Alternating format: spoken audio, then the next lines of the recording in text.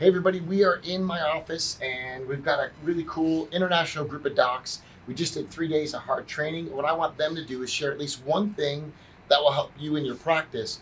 And also, what I want to let you know is that we do in office trainings for total transparency. But the only docs that I invite in the office have to have done the baseline work, which is our elements workshop, elements of closing. So these docs have obviously done that. They're doing really well in practice, but just hoping to take them to the next level. So I want them to share some takeaways from this weekend with you that hopefully will help you in your practice. Cool. Hi, I'm Janine. I'm a chiropractor in rural Australia, and this weekend has been phenomenal. If you ever get an opportunity to do an advanced in-house training, you really need to take it and go for it. The biggest thing that I got out of this weekend is keep the main thing, and that is obviously for us the adjustment. And it's sacred.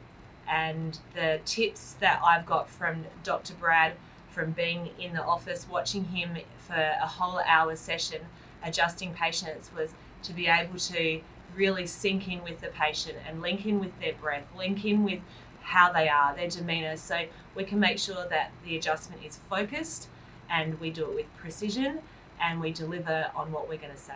So that's what I really love, so thank you. And the breathing is really with the patient. We have the patient breathe, and I breathe with them just to kind of get in that rhythm. So again, if you want to use that in your practice, when I adjust cervicals, I have them breathe, and then I just breathe out with them so they hear it, and it kind of syncs up. We saw 50 patients, 5-0 in 60 minutes, and you guys were all here. You can see it behind that window. Total transparency, not just the metaphor of transparency, but actual transparency. So to see 50 in 60 minutes, what did that look like to you? Easy. Right on. And that's the goal of doing this. Nicola, what did you find? So I'm Nicola. I practice in Cork in Southern Ireland, and this weekend has been absolutely phenomenal in what I've learned. It's so hard to pick one thing. I guess I saw how Brad can create freedom in his systems for his own life and his family life as well. And this is something I really want to do with an associate, to be able to just say, yeah, that's it, I'm done. I need to collect my kids or whatever, and you just take over. And that's normal routine and practice to the patients who are face down on the table. You know, just because they saw me there 5 minutes ago means it's okay for me not to be there 5 minutes later and somebody else to treat them. And that, how Brad did that was just an eye-opener. It was amazing. So that's my 2020 goal. I love it. So freedom obviously is a big one for us. What I would tell you is I love my patients, but I'm no different than these docs. I love my kids more. Yeah. Right? I think that's okay to say that as a parent. I love my practice. I love what I do, but it's okay to make your family the priority and then back it up. So I'm stoked on that takeaway. That's a good one. What'd you get, Kate?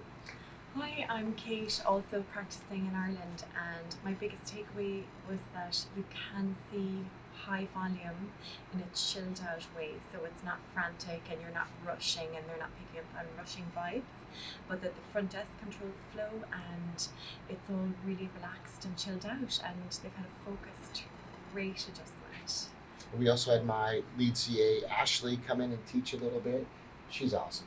Amazing. So just talking about the control from the front desk, but what's really cool is to see our connection during downtime, basically, is when we do the communicating. Then during uptime, we don't even communicate. I mean, everything is nonverbal. It's hand signals. It's flags on walls. It's really a system, but there's controlled flow. And the truth is, she's in control of most of it. I just go and adjust. Yeah, I love it. What'd you get, Betty? There was so much. My name's Brian. I'm from the north of Ireland, and again, putting it down to one thing's really difficult. So for me, actually, the Vital Shift dinner last night was so important, and how you communicated the importance of the Vital Shift dinner when they were just ready to get their first adjustment. You know, the adjustment's the most important thing that we do in this office. Second most important thing is getting to the Vital Shift dinner and putting it them, looking them in the eye, and you know, it wasn't like a big sell, but you really got the importance of why you need to get to this health class. And for me, that was like, yes. And then we actually went and did the class. Even though we have it on video, I think there's something different about doing it. So yeah, the most important thing we ever do is the adjustment. The next most important thing is this class, you know, really understanding why. And then we actually went and did the class the way we've done it for years.